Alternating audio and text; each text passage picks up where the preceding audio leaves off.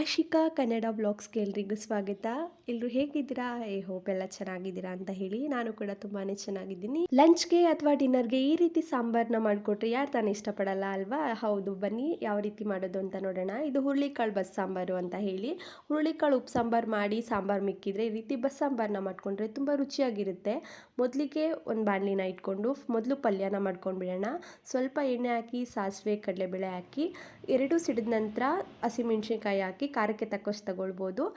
ಖಾರ ತಿಂತೀನಿ ಅಂದರೆ ಸ್ವಲ್ಪ ಹೆಚ್ಚಿಗೆ ತಗೊಂಡು ಚೆನ್ನಾಗೇ ಇರುತ್ತೆ. ಕರಿಬೇವಿನ ಸೊಪ್ಪು ಹಾಕಿ ಚೆನ್ನಾಗಿ ಸಿಡಿಸ್ಕೊಂಡು ಆನಂತರ ಈರುಳ್ಳಿ ಹಾಕಿ ಸ್ವಲ್ಪ ಕಲರ್ ಚೇಂಜ್ ಆಗೋವರೆಗೂ ಫ್ರೈ ಮಾಡಿಕೊಂಡು ಆನಂತರ ಬಸ್ತಿಟ್ಕೊಂಡಿರೋವಂಥ ಕಾಳನ್ನು ಹಾಕಿ ಹುರುಳಿ ಕಾಳನ್ನು ಕೊತ್ತಂಬರಿ ಸೊಪ್ಪು ಕಾಯಿ ತುರಿ ಹಾಕಿ ಚೆನ್ನಾಗಿ ಮಿಕ್ಸ್ ಮಾಡಿಕೊಂಡ್ರೆ ರೆಡಿನೇ ಆಗುತ್ತೆ. ಉಪ್ಪು ಹಾಕೋ ಅಗತ್ಯ ಇಲ್ಲ, ಯಾಕಂದರೆ ನಾವು ಉಪ್ಪು ಸಾಂಬಾರು ಮಾಡ್ಕೊಳ್ಬೇಕಾದ್ರೆ ಉಪ್ಪನ್ನ ಹಾಕಿ ಕಾಳನ್ನ ಬೇಯಿಸ್ಕೊಂಡಿರ್ತೀವಿ.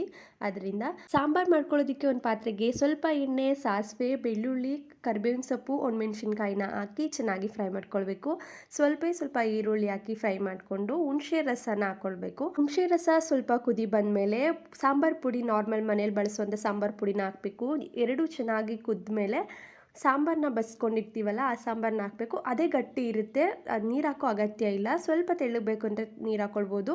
ತುಂಬ ತೆಳ್ಳಗೆ ಮಾಡಿದ್ರೆ ಅಷ್ಟು ರುಚಿ ಇರೋದಿಲ್ಲ. ಅದರ ಸ್ವಲ್ಪ ಕೊತ್ತಂಬರಿ ಸೊಪ್ಪು ಹಾಗೆ ಕಾಯಿ ತುರಿನ ಹಾಕ್ಕೊಂಡು ಒಂದು 5ರಿಂದ 10 ನಿಮಿಷ ಕುದಿಸ್ಕೊಂಡ್ರೆ ಸಾಂಬಾರು ರೆಡಿನೇ ಆಗುತ್ತೆ. ಈ ಸಾಂಬಾರನ್ನ ಮಾಡೋದಕ್ಕೆ ಯಾವುದೇ ರೀತಿ ಮಸಾಲೆ ರುಬ್ಬುವಂಥ ಅವಶ್ಯಕತೆ ಇಲ್ಲ.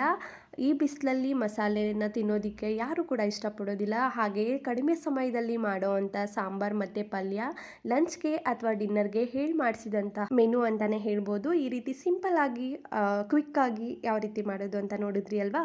ನೀವು ಟ್ರೈ ಮಾಡಿ ಹೇಗಿದೆ ಅಂತ ಕಮೆಂಟ್ ಬಾಕ್ಸ್ನಲ್ಲಿ ಕಮೆಂಟ್ ಮಾಡಿ.